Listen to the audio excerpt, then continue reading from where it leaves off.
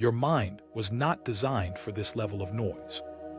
Notifications, scrolling, endless content, all day, every day. And somewhere in the middle of it, you're trying to hear God.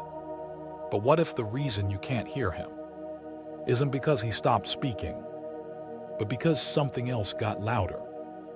There is a war happening for your attention, and most people don't even realize they've already lost it. In today's world, your attention is not just being competed for. It's being studied, predicted, and engineered. Every scroll, every notification, every video is designed to keep you engaged just a little bit longer.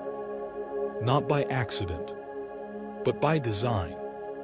We are living in an age where your mind is constantly stimulated, but rarely at peace. And Scripture tells us in 1 Peter 5:8, be sober, be vigilant. That doesn't just mean avoid obvious sin. It means stay mentally clear. Stay spiritually alert. Because you cannot be vigilant if your mind is constantly distracted. You cannot discern truth if your attention is fragmented. And slowly, without even noticing it, we lose the ability to be still. Here's the real issue. The voice of this world and the voice of God do not sound the same. The world is loud. God is often quiet. The world is urgent. God is patient. The world is addictive. God is peaceful. So what happens? We get conditioned to respond to noise, and we lose sensitivity to stillness. And then we say, why can't I hear God? But God has never changed His voice. In 1 Kings 19, Elijah encounters God. There's a great wind, an earthquake, fire, but God was not in any of those. Then came a still, small voice. And that's where God was. God often speaks in a frequency that only silence can receive. The early Christians understood something we've almost completely lost. Men known as the Desert Fathers left cities, left noise, left distraction, and went into the wilderness, not because they hated the world, but because they refused to let the world drown out God. They weren't running away. They were making space. Space to think, space to pray, space to listen. And today, we don't have to go into the desert because we carry the noise with us. In our pockets, in our homes, in our hands. They fought for silence. We avoid it. This is where it gets real. Because most people say they want to hear God, but they can't even sit in silence for 5 minutes. Why? Because when the noise stops, everything else starts. Your thoughts, your worries, your anxieties. Silence doesn't feel peaceful at first. It feels exposing. So what do? We reach for our phone. We turn something on. We escape it.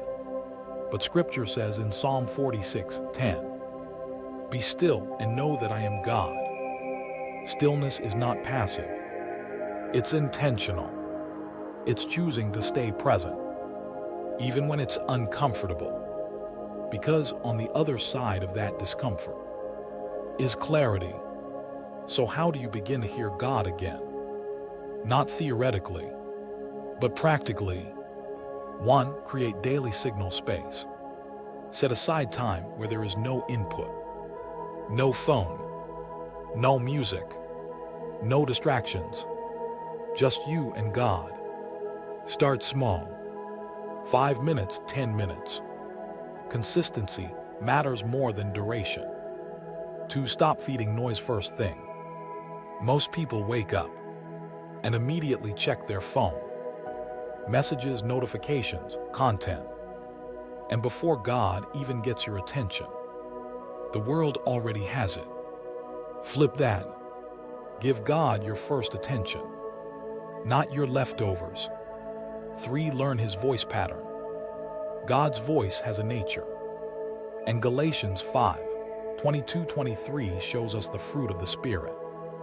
Peace, clarity, self-control. God's voice leads. It doesn't pressure. It doesn't create chaos. It doesn't manipulate through fear. If it feels rushed, anxious, or confusing, that's not His voice. 4. Test every voice. Not every thought you have comes from God. Scripture says in 1 John 4:1, test the spirits. Just because something feels strong doesn't mean it's true. God's voice will always align with truth and produce peace, even in correction. 5. Stay consistent. Hearing God is not a one-time moment. It's a relationship. The more time you spend with Him, the more familiar His voice becomes. Just like any relationship, you learn tone, you learn patterns, you learn presence. You don't need to escape the world completely, but you do need a place within you that the world cannot enter, a place that isn't controlled by notifications or noise or constant stimulation, an inner sanctuary where you can sit, be still, and listen, because the question is not, is God speaking? The question is, have you become quiet enough to hear Him? So tonight, don't just scroll past this. Don't just move on to the next thing. Take a few minutes. Turn everything off. Sit in silence and listen. You might be surprised how clearly God has been speaking all along.